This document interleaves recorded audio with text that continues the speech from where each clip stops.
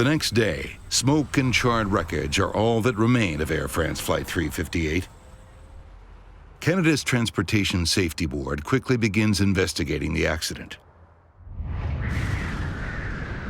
Landing, autopilot, auto thrust off. Rain and lightning had been pounding the airport all afternoon. Was it simply bad weather that caused this crash? Put it down! Put it down! Investigators discover that as the crew struggled for control in the cockpit, on the ground, delicate instruments used to measure the wind at the runway were destroyed by lightning. With the ground equipment destroyed, they were relying on their onboard systems for information about wind conditions. But two planes had touched down just minutes before the Air France flight on the same runway.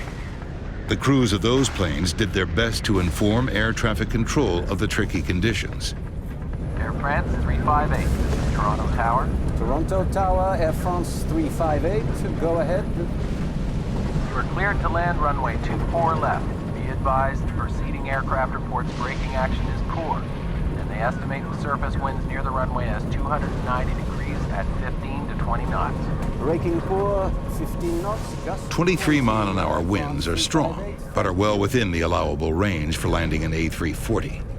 But when investigators study radar images of the airport, they discover quite a different story. As Flight 358 landed, a sharp line of rain moved across the runway from north to south. It was driven by a sudden gust of wind of up to 38 miles per hour. The crew of the Air France jet had to deal with conditions that were much worse than they were expecting. Landing, autopilot, auto thrust off. Blinded by rain, driven by unexpected winds, and landing on the shortest runway at the airport, Flight 358 was in a dangerous position.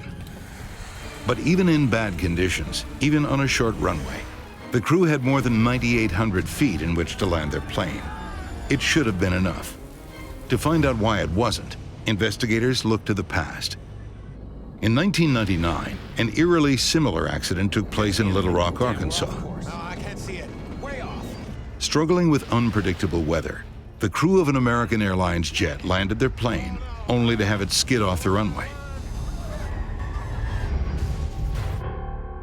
11 people were killed. Greg Feith helped investigate that crash. In the Little Rock crash, Feith discovered that the crew had made a critical mistake, which contributed significantly to the accident. Spoilers are only one of several ways pilots of passenger jets stop their massive planes. Reverse thrusters are used to redirect the engine power forward as the plane lands, and sophisticated brakes help slow the jets down. To rule out any mechanical fault, all three systems are examined by investigators of the Air France crash. One of the brakes on Flight 358 was destroyed in the fire, but the 7 other sets of brakes are all tested after the accident. All of them are working properly. Flaps 2. Investigators in Toronto also discover that, unlike in the Little Rock crash, this time the spoilers had deployed properly. Gear down, spoilers armed, 4 green. And when the engines are examined, the reverse thrusters are deployed. No obvious mechanical fault can be found.